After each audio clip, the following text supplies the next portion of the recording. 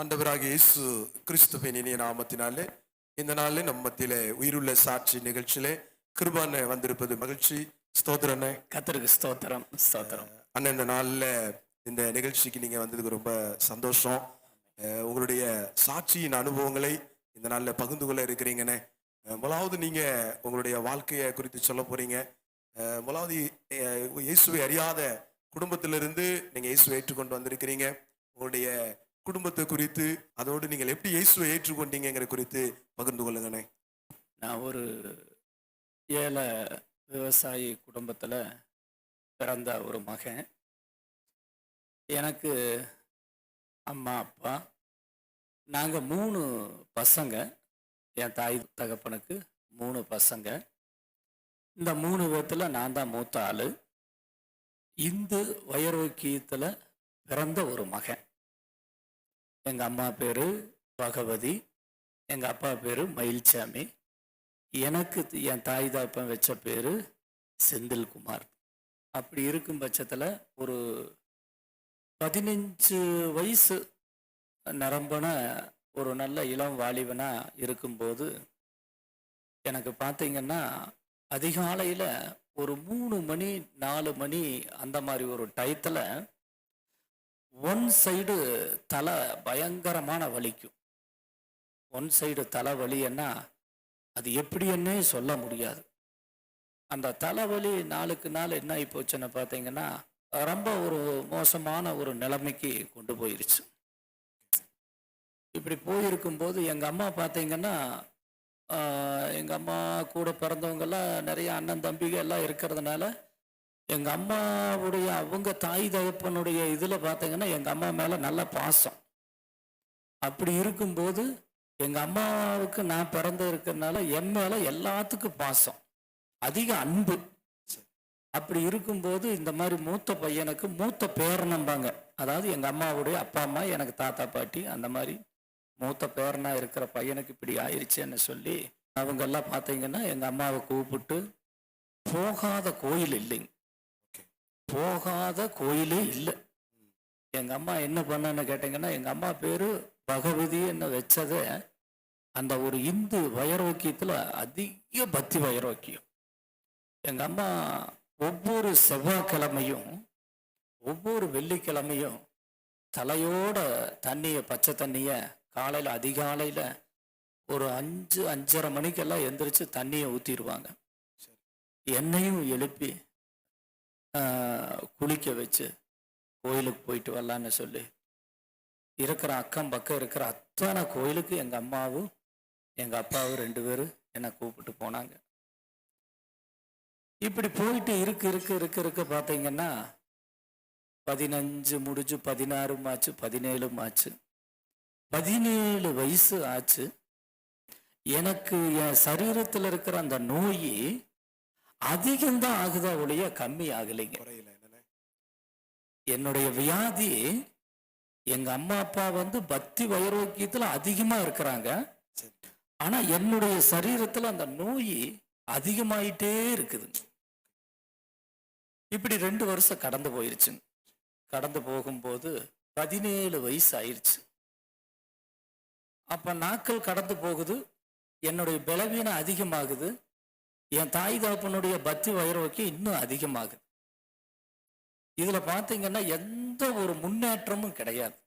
அப்ப இப்படி இருக்கும்போது வருமானத்துக்கு உண்டான வழிவாசல் எதுவும் இல்லை. ஹாஸ்பிட்டலுக்கு எங்க அம்மா கொண்டு போயாச்சு. ஹாஸ்பிட்டலில் கொண்டு போயும் ஒன்றும் சரியாகலை, ஆயிரும். ஒரு நாள் நல்லா இருப்போம், ஒரு நாள் அதே மாதிரி ஆயிரும். எங்க அம்மா நிலையே முடியல.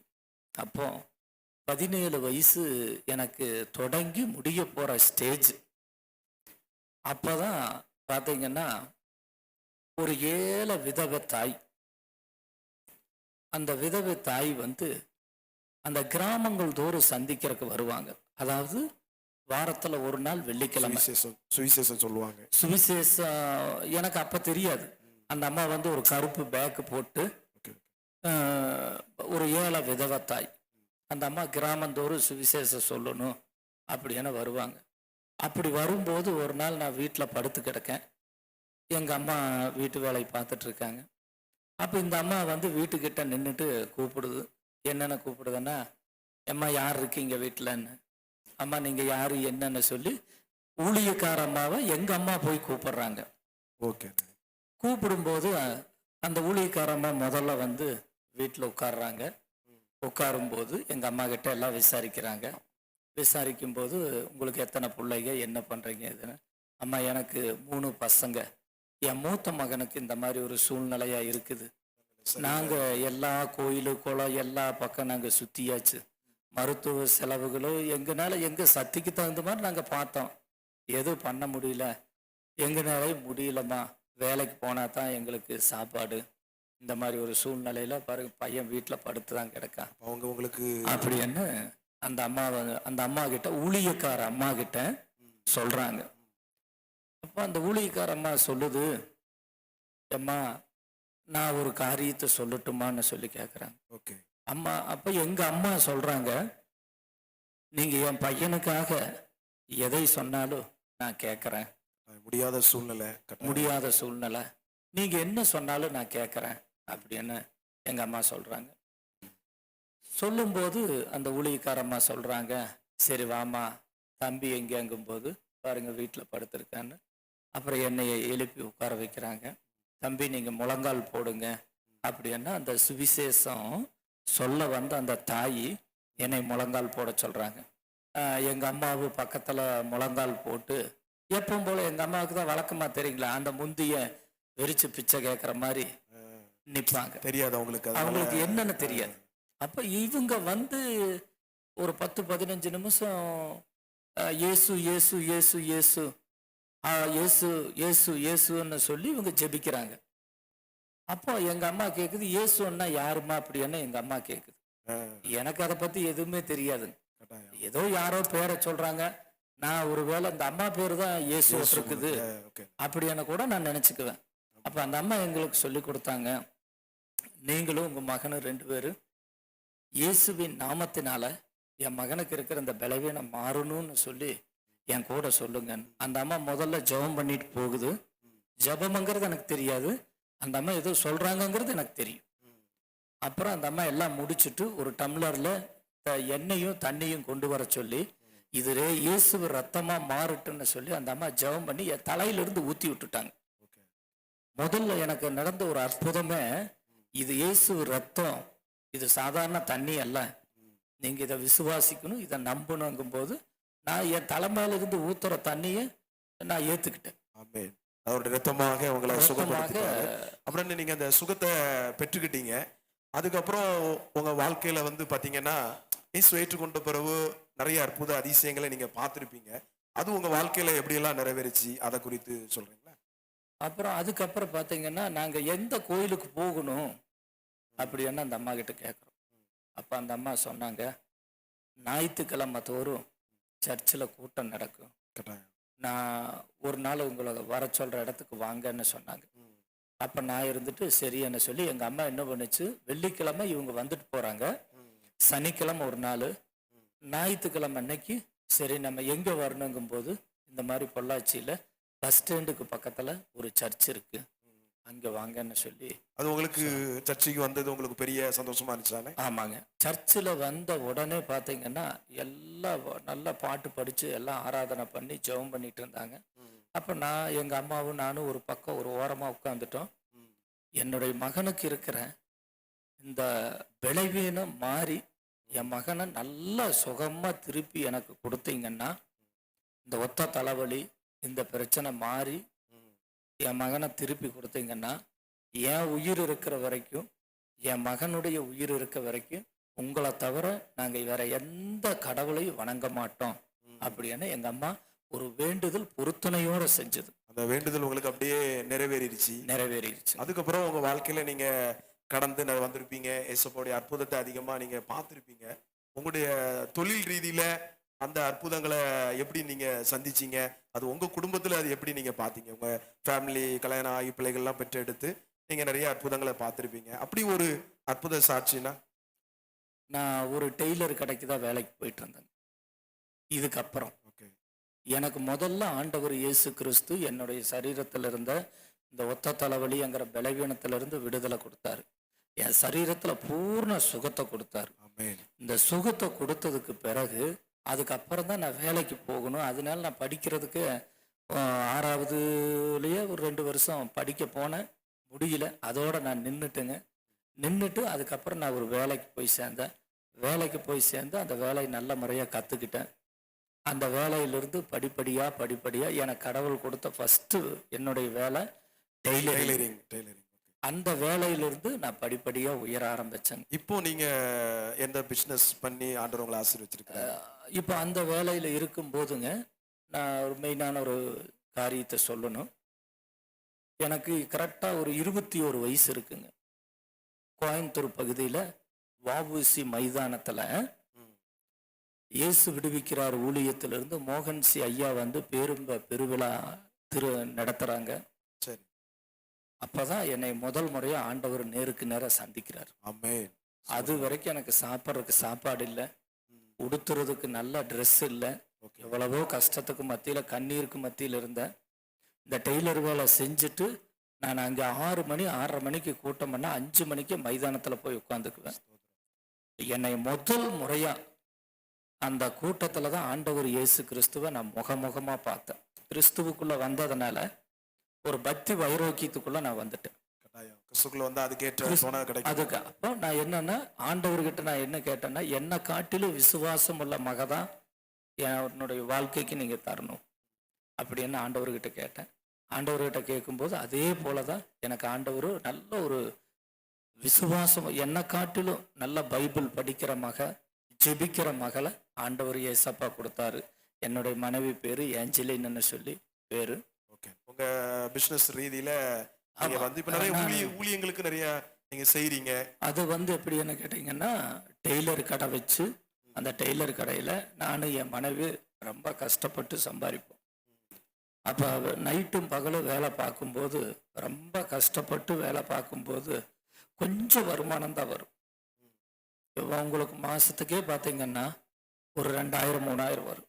அந்த 2000-3000த்துல 10ல் 1 தசம பாகத்தை கடவுளுக்கு உண்மையா கொடுப்போம். உங்ககிட்ட இன்னொரு கேட்கணும் அப்படின்னு சொன்னா, இன்னைக்கு இயேசு அறியாத குடும்பத்துல இருந்து இயேசுவை ஏற்றுக்கொண்டவங்க அதி சீக்கிரமா உயர்ந்துடுறாங்க. அந்த பகுதியில உங்க வாழ்க்கையில வளர்ச்சி என்பது சீக்கிரமா இருந்துச்சா இல்லையா? என் வாழ்க்கையில வளர்ச்சி வர்றதுக்குங்க பார்த்தீங்கன்னா 2015க்கு இந்த சைடு 2015ல் தான் எனக்கு ஆண்டவர் ஒரு வாக்கு கொடுக்குறார். இந்த டெய்லர் வேலையெல்லாம் பூரா நஞ்சு போச்சுங்க. அப்படி இருக்கும்போது ஆண்டவரே 2 பிள்ளைகள் கடவுள் கொடுத்துட்டாரு, ஒரு பையன் ஒரு பொண்ணு. இதையெல்லாம் பார்க்கும்போது இவங்களை வளர்த்தி படிக்க வைக்கணும், எல்லாம் பண்ணணும், இந்த வருமானம் பத்தாத ஆண்டவரே அப்படின்னு சொல்லும்போது தான் எனக்கு ஆண்டவராகிய இயேசு கிறிஸ்து 2வது எனக்கு ஒரு தொழிலை கொடுத்தது தான். என்ன தொழில் கொடுத்தாங்கன்னு? Kiruba real estate business. இந்த ரியல் எஸ்டேட் பிஸ்னஸை எனக்கு ஆண்டவர் கொடுத்தாரு. முதல் பார்த்தீங்கன்னா ஒரு 2-3 வருஷம் மீடியேட்டர் மாதிரி தான் நான் வேலை செஞ்சுட்டு இருந்தேன். சரி. அப்புறம் நான் வந்து ஒரு 2 சென்ட் 3 சென்ட் இந்த மாதிரி சொந்தமா வாங்கி அதை கொடுக்கறது, கட்டாயம் ஒரு குறைஞ்ச லாபத்துக்கு அதை வித்தர்றது கொடுத்தவங்க. அதனால உங்களுடைய எஸ்டேட் நல்லா வளர்ந்துருச்சு. உங்க பிசினஸ் அதுல நல்ல ஒரு பெனிஃபிட் பார்த்துட்டீங்க. ஆனா அதுக்கப்புறம் நீங்க சந்திக்கிறவங்களுக்கெல்லாம் இயேசுவை பத்தி நீங்க சொல்லியிருக்கீங்களா? உங்க வாழ்க்கையில இருந்து இவ்வளவு அற்புதம் செய்தார் அப்படிங்கிறத மற்றவங்களுக்கு அதிகமா சொல்லியிருக்கீங்களா? நான் என்னுடைய உயிருள்ள சாட்சியை நான் சொல்லி இருக்கிறேன். எனக்கு ஆண்டவர் கொடுத்த தரிசனத்தின்படி ஏழை எளிய மக்களுக்கு ஆண்டவர் உதவி செய்ய சொன்னார். அப்ப எனக்கு ஆண்டவர் வாக்கு கொடுத்தார், நான் உன்னை ஆசீர்வதித்து உன்னை நான் உயர்த்துவேன், உயர்த்தும் போது என்னுடைய நாமத்தை நீ உலகமெங்கு பறைசாற்றணும். எந்த மாதிரி நீங்க இப்போ சமூகமா உதவி செய்தீங்க, அதை ஏதாவது சொல்லலாமா? போன 2024 டிசம்பர் மாசத்துல பாத்தீங்கன்னா ஒரு 400 கண் பார்வை இல்லாதவங்க, 2 கண் பார்வை இல்லாதவங்களுக்கு நல்ல ஒரு ட்ரெஸ், ஒரு சின்ன காணிக்க, நல்ல ஒரு ஆகாரம், மதிய ஆகாரம் கொடுக்கும்படிக்கு ஆண்டவர் இயேசு கிறிஸ்து என்னை ஆசீர்வதித்து உயர்த்தி இருக்கார். அதுக்கு அடுத்தது பாத்தீங்கன்னா, நான் ஆண்டவருக்காக ஊழியம் செய்யணும்னு ஆசைப்பட்டேன், பிரியப்பட்டேன். ஆனா என்னை ஒரு விதத்துல கர்த்தர் பயன்படுத்துறாரு. எனக்கு கொடுத்த மகனை, மூத்த மகன் அன்பு மகனுடைய பேர் வந்து ஜான் கிருபாகரன். என்னுடைய மக பேரு ஜாய்ஸ் கிருபாவதி. என் மகனை வந்து ஆண்டவர் இயேசு கிறிஸ்துவுக்காக முழு நேர ஊழியம் செய்யறதுக்காக என் மகனை ஒப்பு கொடுத்துருக்கிறேன். நான் கூட இருந்து மகனோட அந்த ஊழியத்தை செஞ்சிட்டு இருக்கிறேன். அநேக ஊழியங்களை தாங்கி வர்றதுக்கு கர்த்தர் உதவி செய்யறாரு. தேங்க்யூ. ரொம்ப சந்தோஷம். இந்த உயிருள்ள சாட்சி நிகழ்ச்சியில நீங்க உங்க சாட்சியை பகிர்ந்து கொண்டீங்க. உண்மையிலே அது ரொம்ப ஒரு தொடுலதானது. ஏன்னா ஒரு இயேசு அறியாத குடும்பத்திலிருந்து நீங்க பிறந்து வளர்ந்து உங்க ஒரு தலைவலியில இருந்து ஆண்டவர் விடுதலை கொடுத்து நல்ல ஆவிக்குரிய மனைவி பிள்ளைகளை கொடுத்து இன்னைக்கு உங்களை ஒரு டெய்லர் பணியில இருந்து ஆண்டவர் மாற்றி ஆசீர்வதித்து இன்னைக்கு ரியல் எஸ்டேட்ல கொண்டு வந்து இன்னைக்கு ஏழை எளியவங்களுக்கு நீங்க செய்யற உதவி அதோட நிறைய ஊழியங்களையும் நீங்க தாங்குறீங்கன்னு ரொம்ப நன்றி. இந்த சாட்சி நேரத்துல நீங்க பகிர்ந்து கொண்டீங்க. இங்க நன்றி கிருபான. ரொம்ப சந்தோஷம். இந்த உயிருள்ள சாட்சி நிகழ்ச்சியில நீங்க பாத்தீங்க கிருபானுடைய சாட்சி எவ்வளவு முக்கியமானது, எவ்வளவு ஒரு மகிழ்ச்சியானது அப்படின்னு சொல்லி. ஏன்னா அவங்களுடைய கடினமான பாதைகள், கஷ்டமான பாதைகள்ல இருந்து இயேசுப்பா நிறைய அற்புதத்தை செய்திருக்கிறாங்க. அண்ணனை தனிப்பட்ட முறை பேசினா நிறைய சாட்சிகளை சொல்லுவாங்க. அவ்வளவு ஒரு சாட்சி அவங்ககிட்ட இருக்குது. இந்த சாட்சியை மக்களுக்காக அவங்க சொல்லணும்னு நினைச்சாங்க. அது இந்த நாள்ல அதை கேட்டு மக்களுக்கு இதை பிரயோஜனப்படுத்தும்படி இந்த வீடியோவை யூஸ் பண்றதுனால ஆண்டவர் நாமம் மேம்படுவதாக. தொடர்ந்து இந்த அருமையான அண்ணனுக்காக ஜெபித்துக் கொள்ளுங்கள். கர்த்தர் இந்த நிகழ்ச்சியை ஆசீர்வதிப்பாராக. ஆமென். தேங்க்யூ அண்ணே.